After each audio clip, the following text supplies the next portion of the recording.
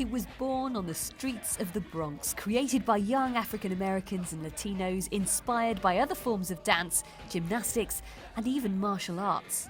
Popmaster Fable is one of the most well-known breakers in New York and now curator of the Universal Hip Hop Museum. He says breaking has developed massively as an art since it first came to prominence in the 1970s. So it started, there was a lot of top rocking, a lot of movement up top, and then you have a drop. Then eventually they started adding spins, head spins, back spins. And then from there, like what people call power moves, these more acrobatic gymnastic movements, that started happening more in the early 80s. And now they're basically just defying gravity. 50 years after its inception, breaking will make its debut at the 2024 Olympic Games. It already proved popular at the 2018 Youth Olympics, where a knockout competition saw dancers judged on criteria like technique, musicality, and personality. But many in the breaking community say the dance is inseparable from the culture that comes with it, from the music to the clothes.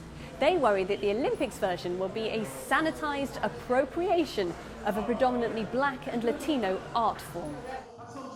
At this studio in Manhattan, some of the current leading names in breaking teach classes to a new generation. I think the first job when you put breaking into this amazing platform that is the Olympics is that you should be portraying it with an honest conversation with a history of appropriation and exploitation in mind. It's not a sport because black and brown people in the 70s didn't make a sport, they made a dance. It was a social dance and it has evolved, and competition has been a part of that evolution. However, just because it's competition, it's not a sport. But it's also hoped the Olympics could be an important new stage for the dance form. Rockefeller has been described as a pioneer for women in breaking.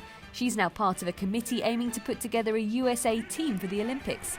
She hopes the involvement of people like her will bring authenticity to the competition. I think the Olympics will definitely impact in a positive way the popularity of breaking and also the value and the importance and the relevance of this expression that came from people of color. I think it will be able to portray us in a way that shares and uplifts the intellect, the spirituality, the creativity. That is so important because we don't get to tell our story often. The Olympics Committee says it hopes the inclusion of breaking will make the Games more urban and artistic.